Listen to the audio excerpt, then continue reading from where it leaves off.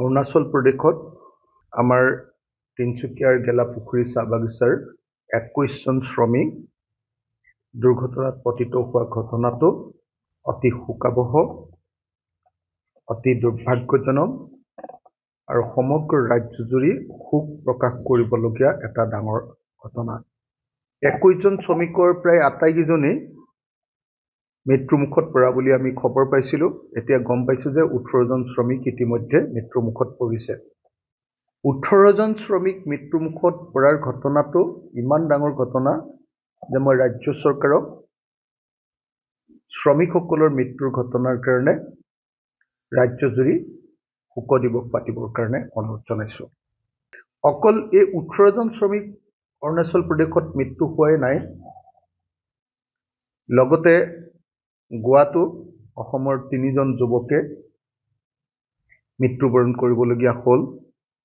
গোৱাৰ যিটো আপোনাৰ কি আছিল এইটো ক্লাব এটাত, নাইট ক্লাব এটাত আমাৰ অসমৰ 3জন শ্ৰমিকে মৃত্যুবৰণ কৰিবলগীয়া হ'ল।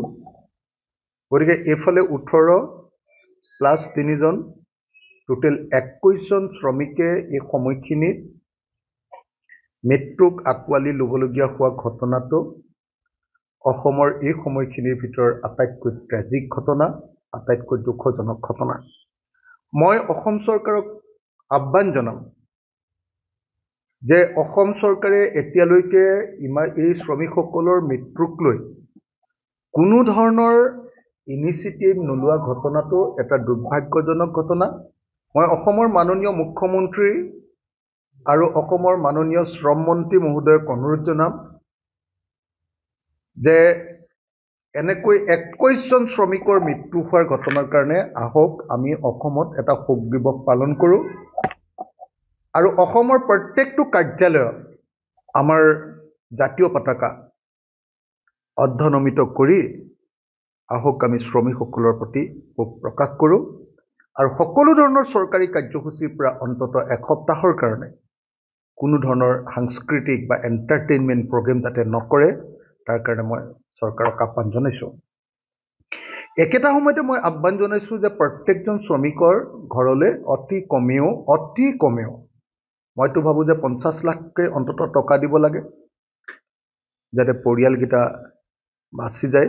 পৰিয়ালকেইটাৰ জীৱিকাৰ একমাত্ৰ উৎস এই শ্ৰমিকসকল আছিলে। গতিকে এই শ্ৰমিকসকলৰ এটা পৰিয়ালক মই 50 লাখকৈ টকা দিবৰ কাৰণে কেন্দ্ৰীয় চৰকাৰ আৰু ৰাজ্য চৰকাৰক অনুৰোধ জনাইছোঁ। অসমত চাহ শ্ৰমিকৰ অৱস্থা কেনেকুৱা সেই ঘটনাটো এই অৰুণাচলত হোৱা এখন ট্ৰাকৰ পৰা 21জন শ্ৰমিক পৰি যোৱাৰ ঘটনাটোৱে প্ৰমাণ কৰিছে যে অসমত আজিৰ দিনটোত চাহ শ্ৰমিকৰ অৱস্থা তৎসৈবচ। অসম চৰকাৰে সদায় কৈ আছে যে চাহ শ্ৰমিকসকলৰ জীৱন তেওঁলোকে বদলাই দিছে, কিন্তু এখন ট্ৰাকত 21জন চাহ শ্ৰমিক অন্য প্ৰদেশত কাম কৰিবলৈ গৈ মৃত্যু হোৱাৰ ঘটনাটোৱে প্ৰমাণ কৰিছে যে অসমত চাহ শ্ৰমিকৰ অৱস্থা বা শ্ৰমিকসকলৰ অৱস্থা সঁচাকৈ অত্যন্ত দুখজনক। আৰু এই কথাটো লুকুৱাবৰ কাৰণে ৰাজ্য চৰকাৰে এতিয়ালৈকে এই 21জন শ্ৰমিকৰ মৃত্যুৰ ঘটনাটোক লৈ ডাউন প্লে কৰি আছে, এইটো প্ৰচাৰ হ'বলৈ দিয়া নাই। সেইকাৰণে মই অসমৰ সকলো সংবাদ মাধ্যমকে অনুৰোধ জনাইছোঁ, যদি 21জন অসমীয়া মানুহ মৃত্যু হোৱাৰ পাছতো যদি প্ৰচাৰ মাধ্যমে এইটো ব্যাপক প্ৰচাৰ নকৰে আৰু প্ৰচাৰ মাধ্যমেও যদি আচলতে শোক প্ৰকাশ নকৰে, অসমৰ জাতীয় সংগঠনবিলাক, অসমৰ সকলো ৰাজনৈতিক দলে যদি শোক প্ৰকাশ নকৰে আৰু অসমৰ টিভিবিলাকতো আচলতে মই ভাবোঁ যে চিনেমাকে ধৰি আন প্ৰগ্ৰেমবিলাক এইকেইদিন বন্ধ ৰাখিব লাগে শোক প্ৰকাশ কৰি।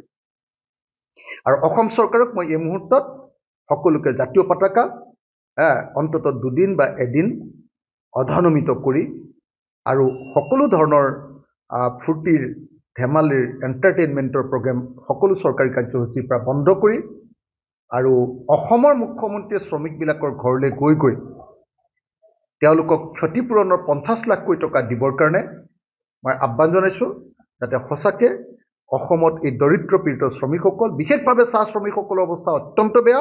গতিকে এই চাহ শ্ৰমিকসকলৰ এই বিপদৰ সময়ত যাতে অসমৰ মুখ্যমন্ত্ৰী থাকে তাৰ কাৰণে মই আহ্বান